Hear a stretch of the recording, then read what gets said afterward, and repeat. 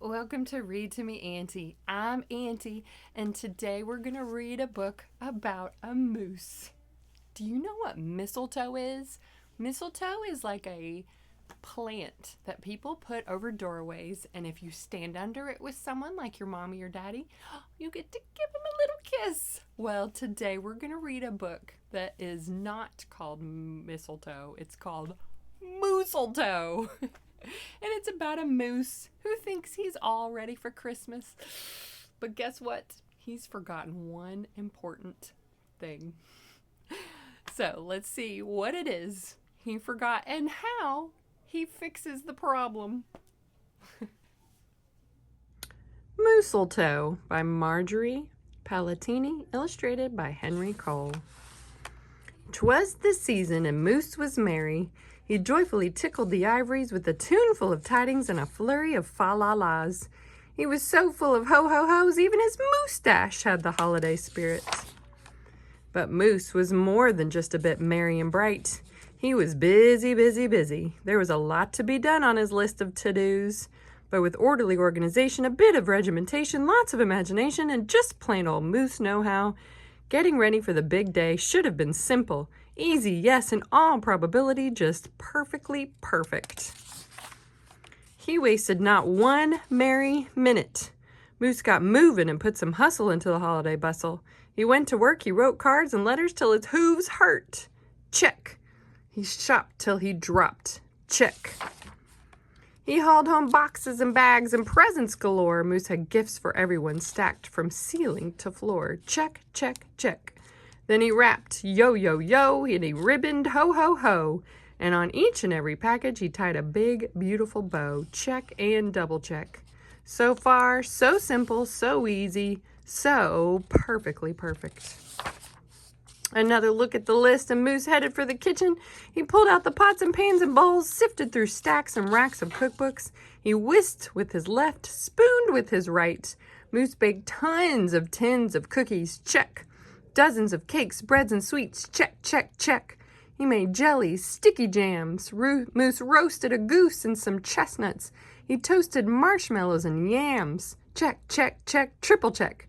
Yes, yes, so simple, so easy, and of course, so perfectly perfect. Decorations were up next on his list of things to do and get done. So Moose decked the halls, then spruced up the walls. He beaded, bowed, and mooseltoed. He gathered garlands, roped wreaths and holly, jingled bells, sang noels. Oh, good golly, this moose was jolly. Check, check, check, check, check, check, check. Last but not least, he hung all the stockings, each and every one with special care. And just in time, too, soon Santa would be there. Check and final check. Yes, sirree, getting ready for Christmas was an absolute snap. And so simple, so easy.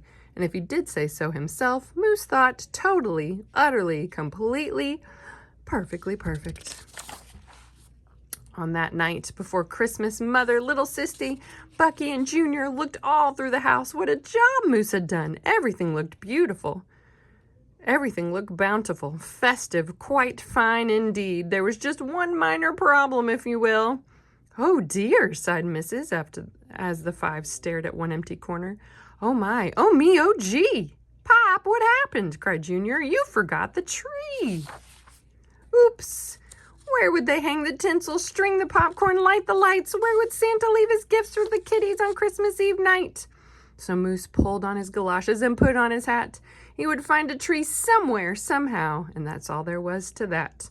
So out went the Moose, braving blustery, blowing winds and the cold, trudging through snowdrifts, courageous and cold, and bold, also cold.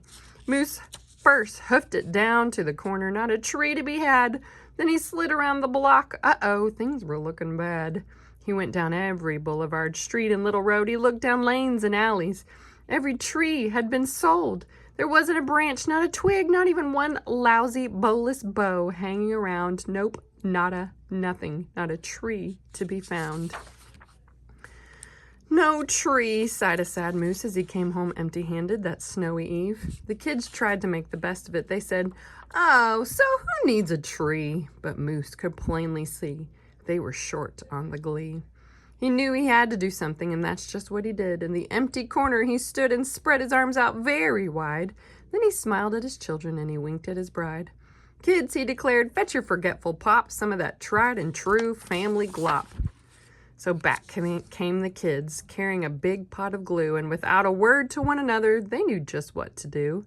They each took a part, grabbing strands, taking hold, then carefully, oh so carefully, they glopped and they plopped, they pasted and they pressed, they curled and they twirled every which way a follicle could fathom, until Moose's magnificent moustache was indeed even more of a marvel to see. Moose was just a few needles shy of being an evergreen tree. They strung Moose with lights from his head to his toes and draped him with tinsel beginning right with his nose. They hung balls that were shiny and bells that twinkled, candy canes, berries, and plum sugar sprinkled. Then they all stood back. Junior plugged in his pop. Ooh, ah, yes, Moose truly was one incredible sight. He was glorious and glowing, and boy, oh boy, was he ever bright. Then Junior placed the star on top of Moose's head. He gave him a kiss and a pat, and they all headed off to bed. Except Moose, of course. He stayed in the corner instead, still twinkling and blinking and waiting for Santa. Oh, so it wasn't so simple and it wasn't so easy. And okay, it wasn't so perfectly perfect. But you know what? It was pretty close. Ho, ho, ho. The end. My, oh my, is that a big moustache. That was such a cute book. I'm so glad you came and read it with me. It's so fun to cozy up and read at Christmas time, isn't it? Oh, I just love it. Well, I mean, I love reading all throughout the year, but especially reading Christmas books is so fun. I'm glad you came and read this silly little Christmas book with me. That Moose had quite the moustache, didn't he? I think it's funny how his family knew just what he was thinking. Well, I hope you come back and read lots more books. We have a lot more Christmas coming up. So make sure you like and subscribe, and remember that the most important book, especially this time of year, is the Bible. And that's because it has the answer to everything. It has the story with the real meaning of Christmas in it. All right, make sure you read it every day. I'll see you next time. Bye.